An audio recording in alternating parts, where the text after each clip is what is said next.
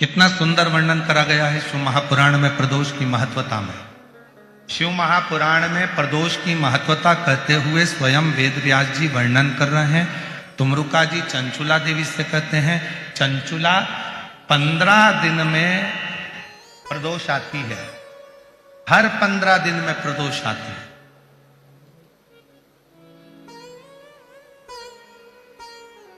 संसार का व्यक्ति यदि किसी तीर्थ में नहीं जा सकता, संसार का व्यक्ति कोई तीर्थ नहीं जा सकता, संसार का व्यक्ति कोई तीर्थ में जाकर स्नान नहीं कर सकता, संसार का व्यक्ति किसी तीर्थ में जाकर किसी पवित्र नदी का यदि स्नान नहीं कर पाता, तीर्थ नहीं जा पाता या भगवान शंकर का भजन नहीं कर पाता, हर 15 दिन में प्रदोष आती है। यदि एक प्रदोष को भी वो भूल से भी एक बेलपत्र या जल या चावल का दाना अगर शंकर को प्रदोष काल में समर्पित कर देता है या प्रदोष का व्रत कर लेता है तो उसके 15 दिन तक लगातार उसे तीर्थ का फल प्राप्त होता रहता है। चाहे फिर वो मंदिर जाए ना जाए, देवालय जाए ना जाए, शिवालय जाए ना जाए, तीर्थ जाए ना जाए, ये उसके ऊपर निर्भर करता है। पर एक चावल का दाना भी, एक बेलपत्र भी, एक लोटा जल भी यदि प्रदोष काल में प्रदोष के दिन शिव को समर्पित हो जाता है तो उसका फल जरूर, और एक दिन तक नहीं मिलता, 15 दिन तक लगातार उस फल को प्राप्त हो। मतलब शिव महापुराण की कथा कर रही है कि जैसे ईख, गन्ना, शुगर काटो फिर वहीं पर लग जाती है, वापिस बड़ा हो जाता है, फिर काट लो फिर बड़ा हो जाता है। ऐसे गन्ने की फसल को बार बार अलग से लगाने की जरूरत नहीं है, काटते जाओ बढ़ता जाएगा, काटते जाओ बढ़ता जाएगा। उसी तरह जो संसार सागर में आकर मीठा देना प्रारंभ करता है, मिठास देना प्रारंभ करता है, संसार सागर में आकर जो अच्छा देना चालू करता है, दुनिया के लोग उसको कितना भी काट लें, आखिरी में उसकी उन्नति होती ही रहती है, उसको कोई नीचे गिरा नहीं सकता।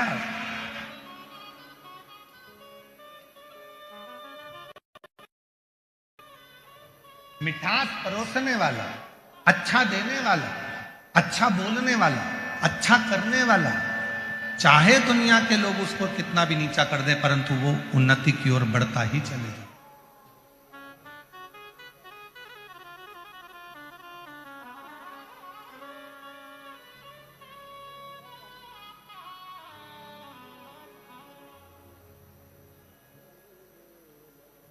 वो उन्नति की ओर चढ़ता ही चलेगा।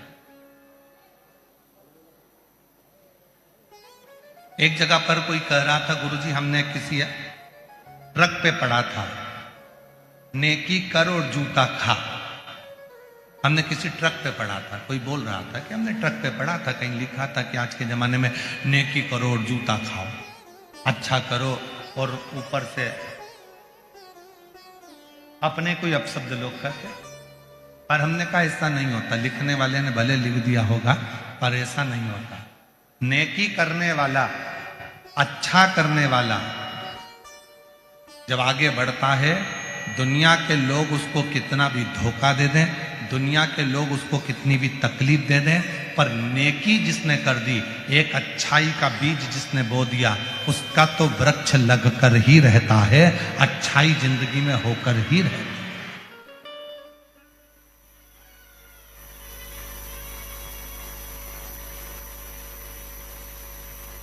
अच्छा होकर रहेगा। अब दुनिया की दृष्टि में भले हो सकता है कि किसी ट्रक पर हमने देखा था, कहीं लिखा हुआ हमने देखा था, कहीं पर हमने ऐसा देखा, नहीं, शिव महापुराण की कथा कहती है मन को, शिव महापुराण की कथा कहती है अपने हृदय को, अपने दिल को बहुत बड़ा रखो।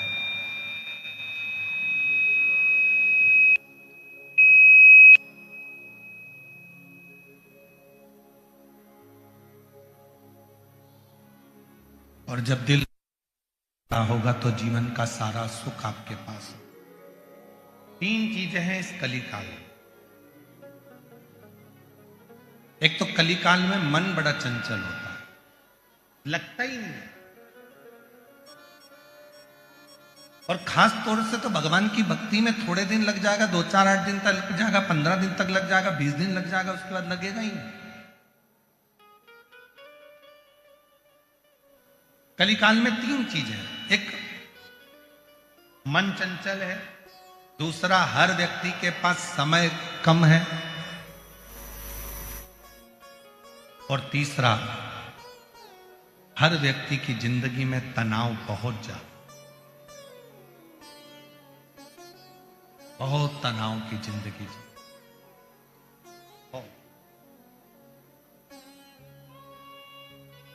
आज के जमाने में छोटे छोटे बच्चे भी कहते मम्मी तुम मुझे परेशान मत करो, मैं बहुत टेंशन में, अभी तो पैदा ही हुआ है, जरा सा है, और मां से कह रहा है कि मुझे टेंशन बहुत है। मां कहती है हमारी उम्र में आओगे तब मालूम पड़ेगा कि टेंशन क्या होता है।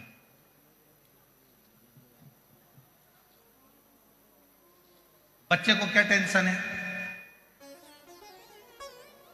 मेरे दोस्त ने मोबाइल से ब्लॉक कर दिया। बच्चे को क्या टेंशन है? वो मुझसे बात नहीं कर रहा। बच्चे को क्या टेंशन है? उसके ग्रुप में मुझे नहीं जोड़ा। बच्चे को क्या टेंशन है? उसने अपना एक ग्रुप अलग बना लिया, उसी का टेंशन। कौन है जिसकी जिंदगी में तनाव नहीं? कलिकाल में समय की कमी, तनाव और मन चंचल, ये 3 चीजें हर व्यक्ति के साथ, प्रत्येक व्यक्ति के साथ ये 3 चीजें हैं। मन चंचल रहेगा, स्थिर नहीं होगा, मन की स्थिरता नहीं, समय की कमी,